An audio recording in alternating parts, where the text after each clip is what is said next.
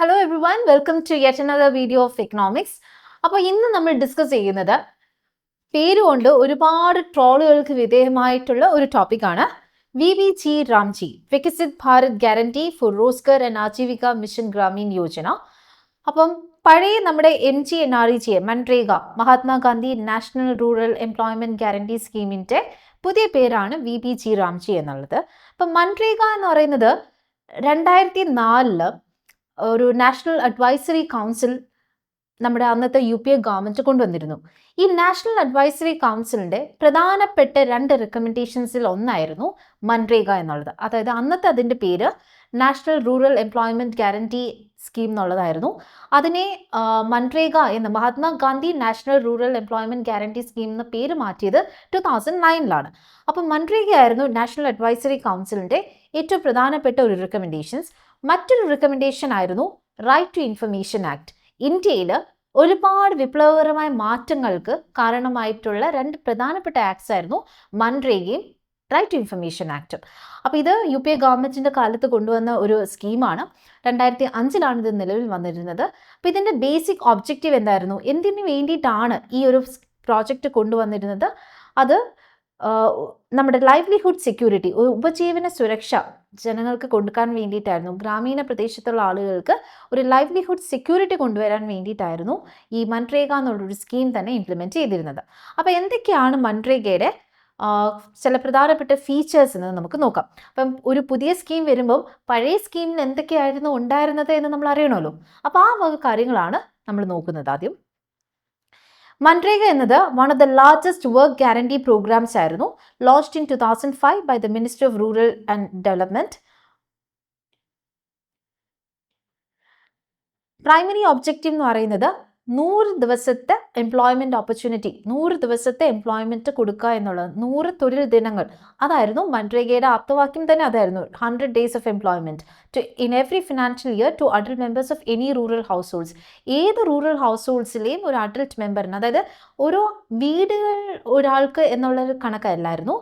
Rural house ഹോൾഡ്സിൽ ഗ്രാമീണ പ്രദേശത്തുള്ള വീടുകളിലെ ഏതൊരാൾക്കും ഏതൊരു അഡൾട്ടിനും 100 തൊഴിൽ ദിനങ്ങൾ കൊടുക്കുക എന്നുള്ളതായിരുന്നു മൻരേഗയുടെ മേജർ ഒബ്ജക്റ്റീവ്സിൽ നിന്ന്. പിന്നെ livelihood security for rural house holds, ഉപജീവന സുരക്ഷ ഒരു കൊടുക്കുക എന്നുള്ളതായിരുന്നു മറ്റൊരു ഒബ്ജക്റ്റീവ്. അതായത് ഈ കഴിഞ്ഞ 2025-26 പീരീഡിൽ മൻരേഗയുടെ വേജസ് എന്ന് പറയുന്നത് 241 മുതൽ 400 രൂപ വരെ വേജസ് അവർക്ക് കിട്ടിയിരുന്നു. അതായത് ഒരു അഡൾട്ട് ഹൗസ് ഹോൾഡിനെ, ഒരു റൂറൽ ഹൗസ് ഹോൾഡിനെ സംബന്ധിച്ച് അത്യാവശ്യം പോവർട്ടി നിന്ന് മുക്തി നേടാനുള്ളൊരു വേജസ് മൻരേഗയിൽ നിന്ന് കിട്ടിയിരുന്നു.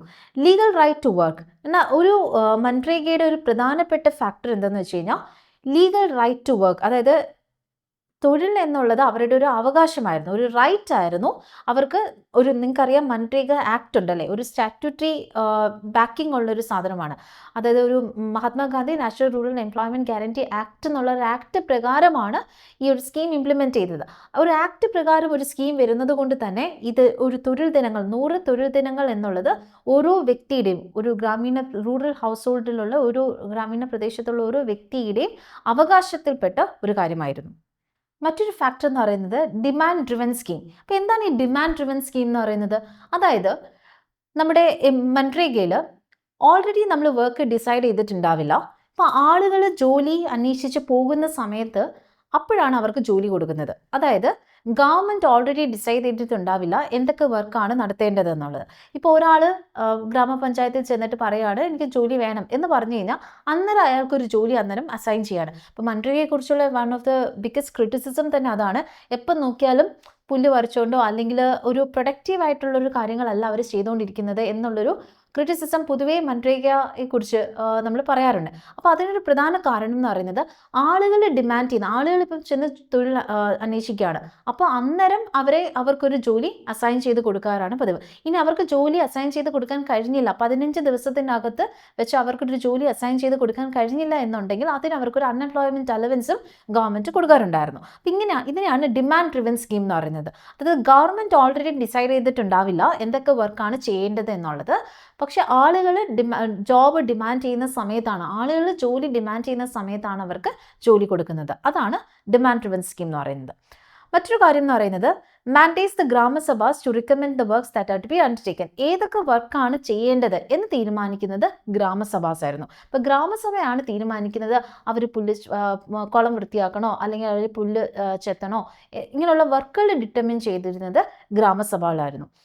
പിന്നെ ഇതിൻ്റെ മറ്റൊരു ഏറ്റവും പ്രധാനപ്പെട്ടൊരു ഫീച്ചറായിരുന്നു അറ്റ്ലീസ്റ്റ് 1/3 ഓഫ് ദ ബെനിഫിഷ്യറീസ്, അതായത് 1/3 ബെനിഫിഷ്യറീസ്, ഈ സ്കീമിൻ്റെ ഉപഭോക്താക്കളിൽ ഒരു 1/3 എന്ന് പറയുന്നത് വിമൻ ആയിരിക്കണം എന്നുള്ളൊരു ഒബ്ജക്റ്റീവും കൂടി മൻറേഗയ്ക്ക് ഉണ്ടായിരുന്നു.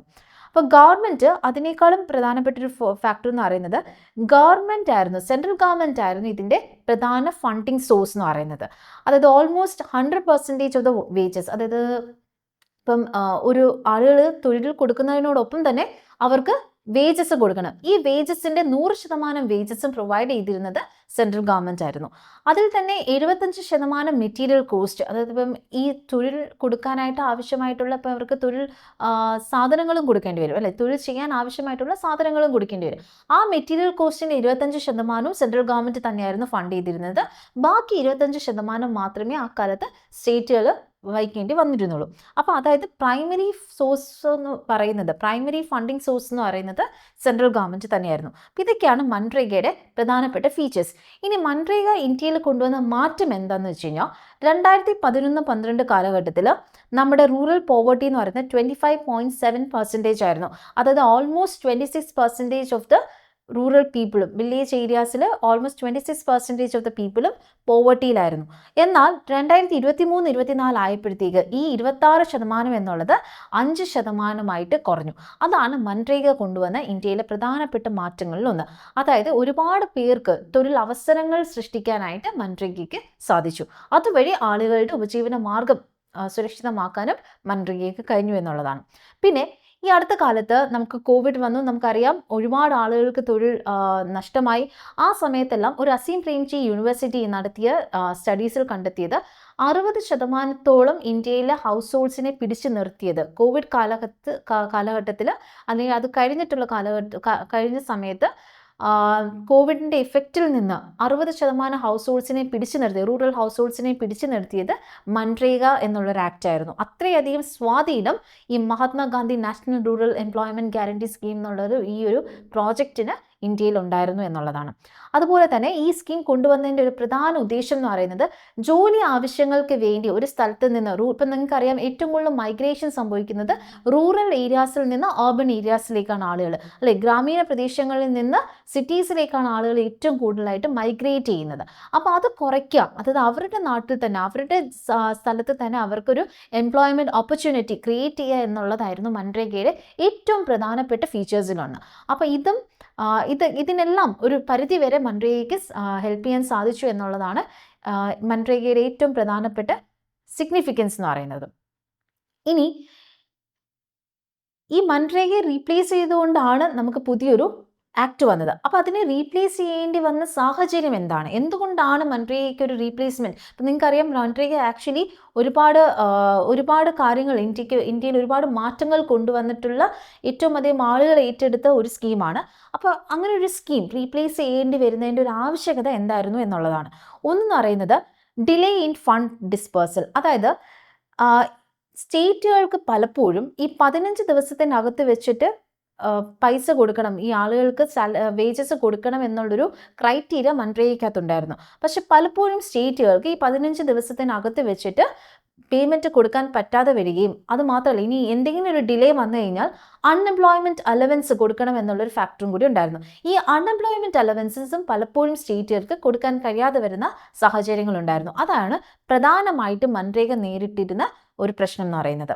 രണ്ടാമത്തെ ഒരു പ്രശ്നം എന്ന് പറയുന്നത് ഒരു കാസ്റ്റ് ബേസ്ഡ് സെഗ്രിഗേഷൻ അവിടെ ഉണ്ടായിരുന്നു. അതായത് 46% SC വർക്കേഴ്സിൻ്റെയും 37% ST വർക്കേഴ്സിൻ്റെയും പേയ്മെൻറ്റ് നടത്തിയിരുന്നു. അതേ സമയത്ത് മറ്റ് കാറ്റഗറിയിലേക്ക് വരുമ്പോഴത്തേക്ക് അത് വെറും 26% മാത്രമേ അവിടെ ഉണ്ടായിരുന്നുള്ളൂ. അതായത് ഒരു കാസ്റ്റ് ബേസിൽ അവിടെ ഒരു ഇൻഇക്വാലിറ്റി അവിടെ ഉണ്ടായിരുന്നു. ഒരു സർട്ടൻ സെക്ഷൻ ഓഫ് പോപ്പുലേഷനിൽ മാത്രം കറക്റ്റ്ലി വേജസ് പേ ചെയ്യുകയും, എന്നാൽ മറ്റൊരു സെക്ഷനിൽ ആ wage payment, timely wage payment എന്ന് പറയുന്നത് വളരെ കുറവുമായിരുന്നു.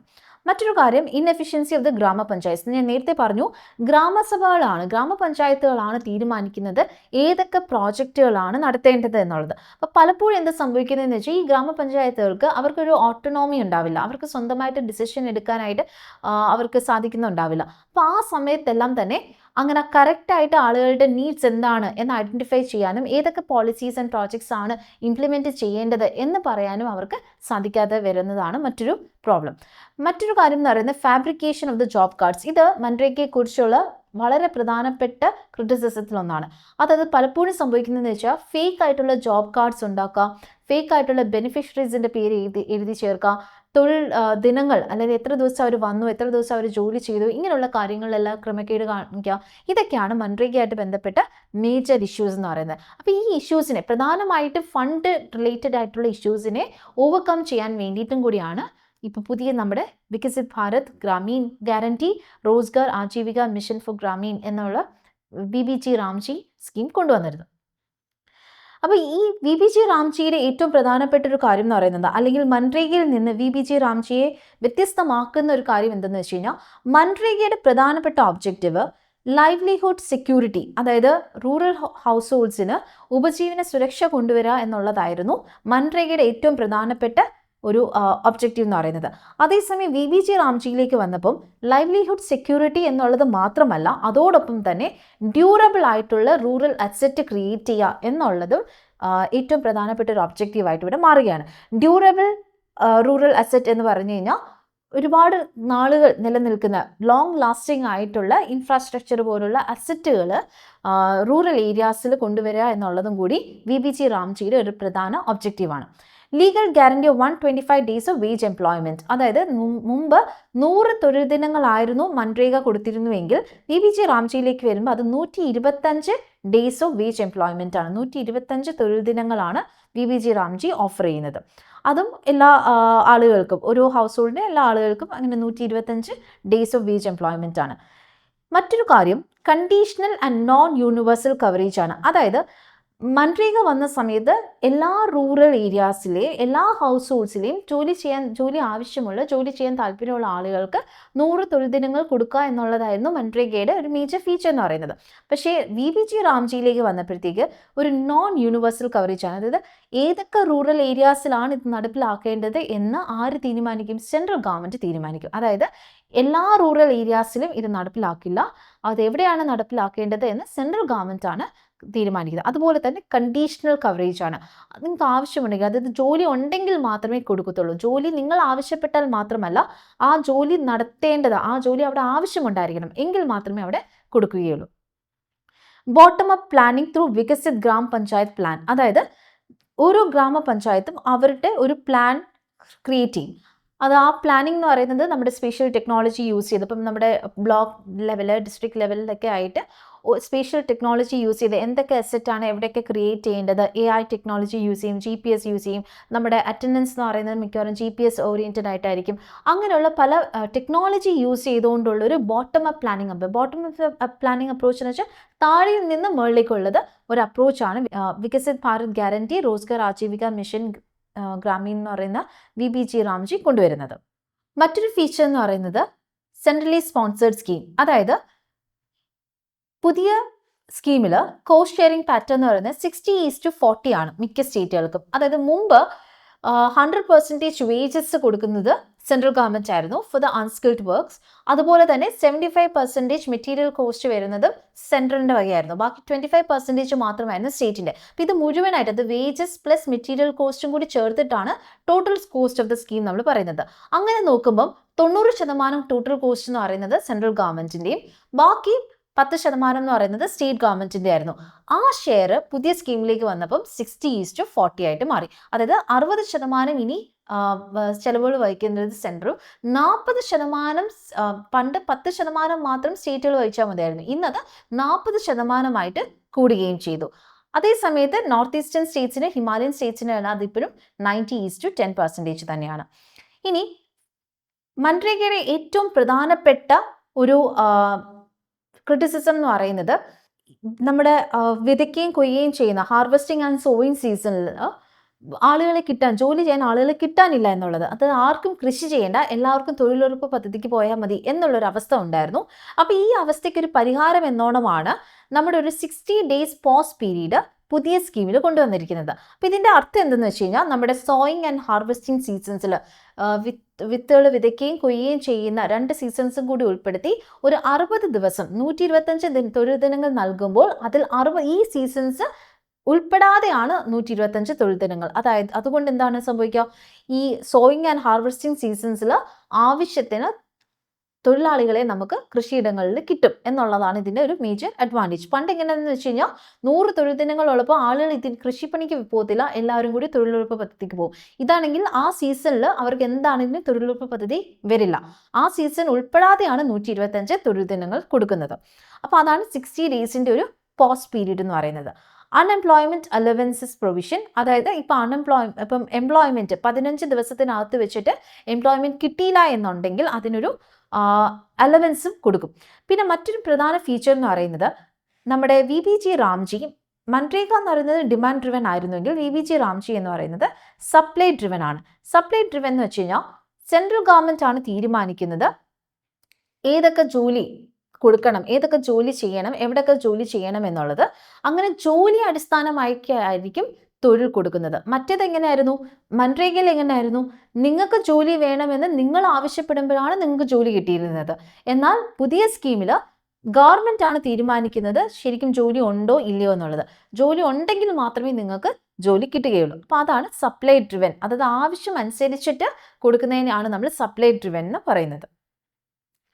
ഇനി ഇതെങ്ങനെയാണ് നമ്മളെ ആക്ച്വലി ഹെൽപ്പ് ചെയ്യുന്നത്? ഒന്നെന്ന് പറയുന്നത് ഫാം പ്രൊഡക്ടിവിറ്റിയെ സപ്പോർട്ട് ചെയ്യും while balancing the non farm employment. മുമ്പ് പറഞ്ഞതുപോലെ തന്നെ മൻരേഗയുടെ ഏറ്റവും വലിയ പ്രശ്നം എന്ന് പറയുന്നത് ഈ കൃഷി സമയത്ത്, ആ കൃഷി ഇറക്കുകയും കൃഷി കൊയ്യുകയും ചെയ്യുന്ന സമയത്ത് ആളുകളെ കിട്ടാനില്ല എന്നുള്ളതായിരുന്നു.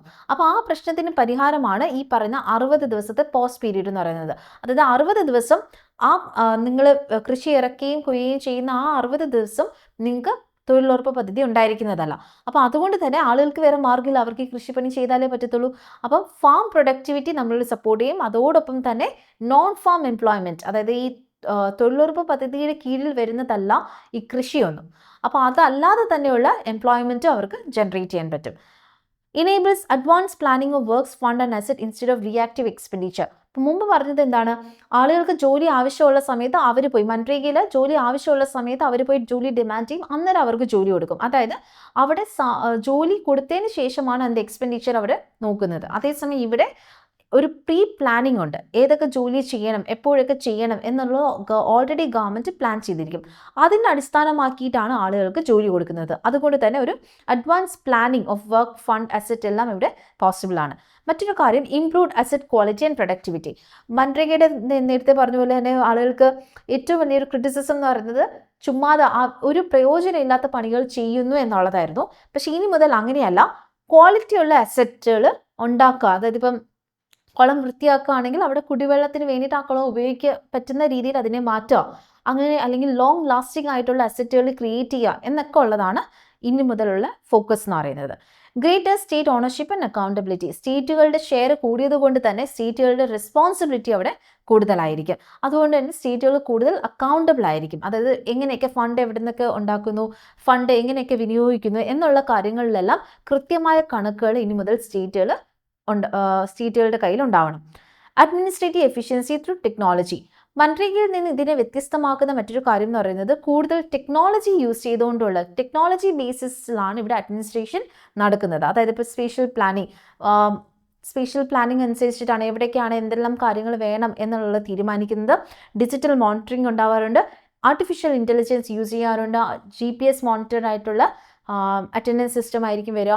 അപ്പോൾ ഇങ്ങനെയുള്ള ഒരുപാട് ഫീച്ചേഴ്സ് എന്തിനുണ്ട്, പുതിയ VBG റാംജിയിലുണ്ട്. അപ്പോൾ ഇതൊക്കെയാണ് ഇതിൻ്റെ കുറച്ച് അഡ്വാൻറ്റേജസ് എന്ന് പറയുന്നത്. ഇനി എങ്ങനെയാണ് ഈ VBG റാംജി മൻരേഗയിൽ നിന്ന് വ്യത്യസ്തമാവുന്നത് എന്നുള്ളത് നോക്കാം. മൻരേഗ എന്ന് പറയുന്നത് 100 days ഓഫ് എംപ്ലോയ്മെൻറ്റ് കൊടുക്കുമ്പം VBG റാംജി അത് 125 days ഓഫ് എംപ്ലോയ്മെൻ്റ് ആണ് പ്രൊവൈഡ് ചെയ്യുന്നത്. മൻരേഗയിൽ ഒരു പ്രത്യേകമായിട്ട് ഇന്ന ജോലിയെ ചെയ്യാൻ പാടുള്ളൂ അല്ലെങ്കിൽ ഇന്ന ജോലിയാണ് ഫോക്കസ് ചെയ്യേണ്ടത് അങ്ങനൊരു ടാർഗറ്റ് അവിടെ ഉണ്ടായിരുന്നില്ല. സ്കാറ്റർ ചെയ്തിട്ടാണ് വർക്കെല്ലാം ആവശ്യമനുസരിച്ച് അവർ പുതിയ പുതിയ വർക്കുകൾ കണ്ടുപിടിച്ച് കൊടുക്കുകയാണ് ചെയ്തിരുന്നത്. അതേസമയം ഇവിടെ 4 ക്ലിയർലി പറഞ്ഞിട്ടുണ്ട്, 4 പ്രയോറിറ്റി ഏരിയാസ് ക്ലിയർലി മെൻഷൻ ചെയ്തിട്ടുണ്ട്. ഏതൊക്കെയാണ് 4 ഏരിയാസ് എന്ന് പറയുന്നത്? 1 water security, 2 rural infrastructure, 3 livelihoods and 4 climate resilience. ഈ 4 കാര്യങ്ങൾ water security, rural infrastructure, livelihood and climate resilience, ക്ലൈമറ്റിനെ പ്രിവെൻറ്റ് ചെയ്യാൻ വേണ്ടി, ക്ലൈമറ്റ് ചേഞ്ചിനെ പ്രിവെൻറ്റ് ചെയ്യാൻ വേണ്ടിയിട്ടും അതിനനുസരിച്ചിട്ടുള്ള ക്ലൈമറ്റ് റെസിലിയൻ്റ് ആയിട്ടുള്ള പര്യാപ്തമായിട്ടുള്ള ഇൻഫ്രാസ്ട്രക്ചർ ഫെസിലിറ്റീസ് കൊണ്ടുവരിക. ഇതൊക്കെയാണ് ഈ വക 4 ഏരിയാസ് ആണ്, പ്രയോറിറ്റി ഏരിയാസ് ക്ലിയർലി ഡിഫൈൻ ചെയ്തിട്ടുണ്ട്. ഏതിൽ? പുതിയ സ്കീമിൽ. ഗവൺമെൻറ്റാണ്, സെൻട്രൽ ഗവൺമെൻറ്റാണ് ഡിഫൈൻ ചെയ്തിട്ടുള്ളത്. അപ്പോൾ ഇനിയുള്ള പ്രോജക്റ്റുകളെല്ലാം, അതായത് നിങ്ങൾക്ക് തൊഴിൽ കിട്ടുന്നതെല്ലാം, നിങ്ങളുടെ തൊഴിൽ വർക്കുകൾ ഗവൺമെൻറ് ഇംപ്ലിമെൻറ്റ് ചെയ്യുന്നതെല്ലാം ഈ 4 പ്രയോറിറ്റി ഏരിയാസിലുള്ള വർക്കുകളായിരിക്കും. സെൻട്രൽ ആണ് കൂടുതൽ വേജ് കോസ്റ്റ് ബെയർ ചെയ്തിരുന്നത് മൻരേഗയിൽ. അതേസമയം സ്റ്റേറ്റിലേക്ക്, പുതിയ സ്കീമിലേക്ക് വരുമ്പോഴത്തേക്ക് 60-40 ആണ്. അത് 90-40 ആണ്. ചില ഹിമാലയൻ സ്റ്റേറ്റ്സിനും നോർത്ത് ഈസ്റ്റേൺ സ്റ്റേറ്റ്സിനും 90-10 ആകുമ്പോൾ ബാക്കിയുള്ള സ്റ്റേറ്റിനും അത് 60-40 ആണ്. ഇവിടെ ഈ അഗ്രികൾച്ചർ സമയത്ത്, അഗ്രികൾച്ചറിൻ്റെ സോയിങ് ആൻഡ് ഹാർവെസ്റ്റിംഗ് സീസണിൽ ഒരു പോസ്റ്റ് പീരീഡ് മൻരേഗയിൽ ഉണ്ടായിരുന്നില്ല. എന്നാൽ ഇവിടെ ഒരു 60 ദിവസം, ഈ 60 ദിവസം എന്ന് പറയുന്നത് സോയിങ് ആൻഡ് ഹാർവെസ്റ്റിംഗ് പീരീഡ് രണ്ടും കൂടി ചേർന്നത്, ഒറ്റയടിക്ക് 2 മാസമല്ല. ചിലപ്പം സോയിങ് സീസണിൽ 1 മാസം, ഹാർവെസ്റ്റിംഗ് സീസണിൽ 1 മാസം, അങ്ങനെയായിരിക്കും. അങ്ങനെയാണ് 60 ദിവസം എന്ന് പറയുന്നത്. ഡിമാൻഡ് ബേസ്ഡ് ഫണ്ടിങ് ആയിരുന്നു. ഇവിടെ സപ്ലൈ ബേസ്ഡ് ഫണ്ടിങ് ആണ്. അതായത് ഏതൊക്കെ ജോലികൾ ഡിമാൻഡ് ബേസ്ഡ് വെച്ചാൽ നിങ്ങൾ ജോലി ചോദിക്കുന്ന സമയത്ത് നിങ്ങൾക്ക് ജോലി കിട്ടുന്നത്. ഇവിടെ ഗവൺമെൻറ് ആണ് ഡിസൈഡ് ചെയ്യുന്നത് ജോലി ഉണ്ടോ ഇല്ലയോ എന്നുള്ളത്. അതനുസരിച്ച് ഒരു ജോലി അവിടെ വേണം, ആവശ്യമുണ്ട്. ഇപ്പോൾ ഒരു പാലം പണിയേണ്ടത് അല്ലെങ്കിൽ കുളം വൃത്തിയാക്കേണ്ടത് ആവശ്യമുണ്ടെങ്കിൽ മാത്രമേ അത് ചെയ്യുകയുള്ളൂ. അതാണ് ഇത് തമ്മിലുള്ള വ്യത്യാസം. ഗ്രാമപഞ്ചായത്താണ് ഇവിടെ സെൻട്രൽ. ഇവിടെ എന്ന് പറയുന്നത് ഗവൺമെൻറ് ആണ്, സെൻട്രൽ ഗവൺമെൻറ് ആണ് ഡിസൈഡ് ചെയ്യുന്നത് എന്തെല്ലാം വർക്ക് ചെയ്യണം എന്നുള്ളത്. ആ വർക്കിനനുസരിച്ചിട്ടൊരു പ്ലാൻ മാത്രമാണ് ഗ്രാമസഭകൾ കൊടുക്കുന്നത്. മറ്റേടത്തെന്ന് വെച്ച് കഴിഞ്ഞാൽ ഗ്രാമസഭകൾ തന്നെയായിരുന്നു ഡിസൈഡ് ചെയ്യുന്നത് എന്തെല്ലാം വർക്കുകൾ ചെയ്യണം. ഗ്രാമസഭകൾ തന്നെയാണ് ആ പ്ലാൻ ഉണ്ടാക്കിയിരുന്നത്. അപ്പോൾ ഈ ഒരു വ്യത്യാസമാണ് ഇവിടെ പ്രധാനമായിട്ടുള്ളത്. മൻരേഗയിൽ നിന്ന് വികസിത് ഭാരത് ഗ്യാരണ്ടി റോസ്ഗാർ ആജീവിക മിഷൻ ഗ്രാമീൺ എന്നുള്ള സ്കീമിലേക്ക് വരുമ്പം ഉണ്ടാവുന്നത്. ഇനി ഈ സ്കീമിന് ചില മേജർ ചലഞ്ചസ് ഉണ്ട്. അപ്പോൾ അതെന്തൊക്കെയാണ്? ഒന്നെന്ന് പറയുന്നത്, മൻരേഗ ഒരു ആക്ടിലൂടെ വന്ന ഒരു സ്കീമാണ്. ആക്ടിലൂടെ വന്ന ഒരു സ്കീം ആയതുകൊണ്ട് തന്നെ അതൊരു ലീഗൽ റൈറ്റ് ആയിരുന്നു. 100 തൊഴിൽ ദിനങ്ങൾ എന്നുള്ളത് നിങ്ങളുടെ അവകാശമായിരുന്നു. നിങ്ങൾ ജോലി ചോദിച്ചു കഴിഞ്ഞാൽ നിങ്ങൾക്ക് ആ ജോലി 15 ദിവസത്തിനകത്ത് വെച്ച് നിങ്ങൾക്ക് ആ ജോലി കിട്ടിയിരിക്കണം. അത് നിങ്ങളുടെ അവകാശമായിരുന്നു. ഇൻ കേസ് നിങ്ങൾക്ക് ജോലി പ്രൊവൈഡ് ചെയ്യാൻ കഴിഞ്ഞില്ല എന്നുണ്ടെങ്കിൽ, നിങ്ങൾക്ക് ജോലി തരാൻ ഗ്രാമപഞ്ചായത്തിന് കഴിഞ്ഞില്ല എന്നുണ്ടെങ്കിൽ നിങ്ങൾക്ക് അതിനുള്ളൊരു അൺഎംപ്ലോയ്മെൻറ്റ് അലവൻസും നിങ്ങൾക്ക് കിട്ടിയിരുന്നു. പക്ഷേ ഇവിടെ എന്ന് പറയുന്നത് ഒരു റൈറ്റ് ബേസ്ഡ് ഗ്യാരണ്ടി അല്ല, ഇവിടെ സപ്ലൈ ഡ്രിവൻ വർക്കാണ്. അതായത് ജോലി ഗവൺമെൻറ് ആണ് തീരുമാനിക്കേണ്ടത് അവിടെ ജോലി ഉണ്ടാവണോ, ജോലി ക്രിയേറ്റ് ചെയ്യണോ വേണ്ടയോ എന്നുള്ളത്. അതായത് അങ്ങനെ ഒരു സാധനം, ഒരു പാലം അവിടെ പണിയണോ, അല്ലെങ്കിൽ ഒരു റോഡ് അവിടെ ഉണ്ടാക്കണമോ, അവിടെ പുല്ല് പറിക്കണോ, അല്ലെങ്കിൽ ആ കുളം വൃത്തിയാക്കണോ എന്ന് തീരുമാനിക്കുന്നത് ആരാണ്? എന്ന് തീരുമാനിക്കുന്നത് സെൻട്രൽ ഗവൺമെൻറ് ആണ്. എന്ന് തീരുമാനിക്കുന്നത് ഗവൺമെൻറ് ആണ്. ആ ഗവൺമെൻറ് തീരുമാനിച്ചാൽ മാത്രമേ അവിടെ നിങ്ങൾക്ക് ജോലി കിട്ടുകയുള്ളൂ. Increase physical burden on the state. സ്റ്റേറ്റുകൾക്ക് ഇത് 26,000 കോടി രൂപയുടെ അധിക ബാധ്യത ഉണ്ടാക്കും. എന്തിൽ? വേജസിൽ. പണ്ട് 100% വേജസ് കൊടുത്തിരുന്നത് സെൻട്രൽ ഗവൺമെൻറ് ആണ്. ഇന്ന് ഈ 26,000 കോടി രൂപ എന്ന് പറയുന്നത് സ്റ്റേറ്റുകളെ സംബന്ധിച്ച് സ്റ്റേറ്റുകൾക്കൊരു അധിക ബാധ്യതയാണ്. അതെന്ന് പറയുന്നത് ഒരു വലിയ എമൗണ്ട് ആണ് സ്റ്റേറ്റുകൾക്ക്. State would have to spend an additional ₹4,556 crore on material cost. അതായത് മുമ്പ് 75% മെറ്റീരിയൽ കോസ്റ്റ് തന്നിരുന്നത് ആരാണ്? 75% മെറ്റീരിയൽ കോസ്റ്റും സെൻട്രൽ ഗവൺമെൻറ് ആയിരുന്നു വഹിച്ചിരുന്നത്. 25% മാത്രം സ്റ്റേറ്റ് ഗവൺമെൻറ് വഹിച്ചിരുന്നാൽ മതി. എന്നാൽ പുതിയ പാറ്റേണിൽ സ്റ്റേറ്റുകൾക്ക് അവർ വഹിച്ചിരുന്ന മെറ്റീരിയൽ കോസ്റ്റിൻ്റെ 45% കൂടി കൂടുതലാണ് ഇനി അവർ വഹിക്കേണ്ടി വരുന്ന മെറ്റീരിയൽ കോസ്റ്റ് എന്നുള്ളത്. അതായത് ഒരു 4,556 കോടി രൂപയുടെ അധിക ബാധ്യത മെറ്റീരിയൽ കോസ്റ്റിൽ മാത്രമായിട്ട് സ്റ്റേറ്റുകൾക്ക് പുതിയ സ്കീമിൽ ഉണ്ടാവുന്നു എന്നുള്ളതാണ്. പിന്നെ ഇങ്ങനൊരു അധിക ബാധ്യത സ്റ്റേറ്റുകൾക്ക് ഉണ്ടാകുമ്പോൾ തന്നെ, അതായത് ഫിനാൻസ് കമ്മീഷൻ ഒരു ടാക്സ് ഡെവല്യൂഷൻ ഉണ്ട്. 41% ഫിനാൻസ് കമ്മീഷൻ്റെ ടാക്സസ് സ്റ്റേറ്റുകൾക്ക് കിട്ടുന്ന ടാക്സസ് എന്ന് പറയുന്നത്. അപ്പോൾ ഈ ഫിനാൻസ് കമ്മീഷൻ്റെ റെക്കമെൻഡേഷൻ പ്രകാരം 41% ടാക്സസ് ആണ് സ്റ്റേറ്റുകൾക്ക് പോകുന്നത്. അതിൽ തന്നെ സ്റ്റേറ്റുകൾ പറയുന്നത്, ഒരു കേരളം ഉൾപ്പെടെയുള്ള 22 സ്റ്റേറ്റുകൾ അത് ആ 41 എന്നുള്ളത് 50% മാറ്റണം എന്ന് പറയുന്ന ഒരു കാലത്താണ് സ്റ്റേറ്റുകൾക്ക് ഇത്രയധികം ബാധ്യത ഉണ്ടാക്കുന്ന ഒരു സ്കീം ഗവൺമെൻറ് ഇംപ്ലിമെൻറ്റ് ചെയ്യുന്നത്. അപ്പോൾ ഇവിടെ തന്നെ പലപ്പോഴും എന്താ സംഭവിക്കുന്നതെന്ന് വെച്ച് കഴിഞ്ഞാൽ പല മറ്റ് സെക്ടേഴ്സിൽ ഇപ്പോൾ ഈ ഒരു അധിക ബാധ്യത വരുന്ന സമയത്ത് ഒരു സ്കീമിന് മാത്രമായിട്ട് ഇത്രയും അധികം ഒരു അധിക ബാധ്യത ഉണ്ടാകുമ്പോൾ ഇതൊരു മറ്റ് സെക്ടേഴ്സ്, മറ്റ് സോഷ്യൽ സെക്ടേഴ്സിൽ ഇപ്പോൾ ഹെൽത്ത്, എഡ്യൂക്കേഷൻ, ന്യൂട്രീഷൻ പോലുള്ള മറ്റ് സെക്ടേഴ്സിൽ വേണ്ടി വരുന്ന ഫണ്ടുകൾ ഇതിലേക്ക് മാറി വിനിയോഗിക്കാനുള്ളൊരു ടെൻഡൻസി സ്റ്റേറ്റുകൾക്ക് കൂടുതലായിരിക്കും. കാര്യം ഒറ്റ സ്കീമിന് വേണ്ടിയിട്ട് മാത്രം ഇത്ര അധിക ബാധ്യത ഉണ്ടാകുമ്പോഴത്തേക്ക് സ്റ്റേറ്റുകൾ കൂടുതലായിട്ട് ബാക്കിയുള്ള സെക്ടേഴ്സിൽ നിന്ന് ഫണ്ട് എടുത്തിട്ട് ഇതിലേക്ക് വിനിയോഗിക്കാനുള്ള സാധ്യത വളരെ കൂടുതലാണ്. Expansion of work days without any structural reform. അതായത് 100 തൊഴിൽ ദിനങ്ങൾ എന്ന് പറയുമ്പോൾ തന്നെ പലപ്പോഴും സെൻട്രൽ ഗവൺമെൻറ്റിന് പലപ്പോഴും ഗ്രാമപഞ്ചായത്തുകൾക്ക് ഈ 100 തൊഴിൽ ദിനങ്ങൾ ആളുകൾക്ക് കൊടുക്കാൻ കഴിയാറുണ്ടാവില്ല. പലപ്പോഴും എന്താ സംഭവിക്കുന്നതെന്ന് വെച്ച് കഴിഞ്ഞാൽ പല ജോലികളും പൂർണ്ണമായി കംപ്ലീറ്റ് ചെയ്യാറില്ല, പല ജോലികളും മോണിറ്റർ ചെയ്യപ്പെടാറില്ല.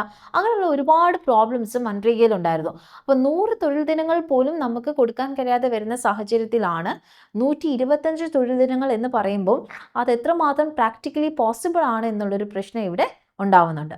മറ്റൊരു കാര്യം ടെക്നോ അഡ്മിനിസ്ട്രേറ്റീവ് എക്സ്ക്ലൂഷൻ റിസ്ക്. അതായത് ടെക്നോളജി ബേസ്ഡ് ആയിട്ടുള്ള അഡ്മിനിസ്ട്രേഷൻ ആയതുകൊണ്ട് തന്നെ കുറേ ആളുകൾ, നമുക്കറിയാം ഇന്ത്യയിൽ ഒരു 76 മില്യൺ ആൾക്കാർ, 76 ലക്ഷത്തോളം ആളുകൾ ഇപ്പോഴും പോവർട്ടിയിലാണ് ജീവിക്കുന്നത്. അങ്ങനെയുള്ളൊരു രാജ്യത്ത് ഇപ്പോഴും ഇൻ്റർനെറ്റ് ഫെസിലിറ്റി ഒന്നും പെനിട്രേറ്റ് ചെയ്യാത്ത ഒരുപാട് വില്ലേജസ് നമ്മുടെ രാജ്യത്തുണ്ട്. അപ്പോൾ അങ്ങനെയുള്ള സ്ഥലങ്ങളിലെല്ലാം ടെക്നോളജി ബേസ്ഡ് ആയിട്ടുള്ള ഒരു അഡ്മിനിസ്ട്രേറ്റീവ് സിസ്റ്റം കൊണ്ടുവരുമ്പോഴത്തേക്ക് ഒരുപാട് ആളുകൾ ഈ ഒരു ഇതിൽ നിന്ന് പുറത്തേക്ക് പോകാനുള്ള, ഒരുപാട് ആളുകളെ ഉൾപ്പെടുത്താൻ കഴിയാതെ വരുന്ന ഒരു അവസ്ഥ VBG റാംജിയിൽ ഉണ്ടാവുന്നുണ്ട്. അപ്പോൾ ഇതൊക്കെയാണ് VBG റാംജിയുടെ പ്രധാനപ്പെട്ട ഫീച്ചേഴ്സും ചലഞ്ചസും ഒക്കെ. എങ്ങനെയാണ് മൻരേഗയിൽ നിന്ന് VBG റാംജി വ്യത്യസ്തമാകുന്നതെന്നൊക്കെ ഉള്ളത് നമ്മൾ കണ്ടു. അപ്പം മറ്റൊരു ടോപ്പിക്കുമായി അടുത്ത വീഡിയോയിൽ കാണാം. താങ്ക്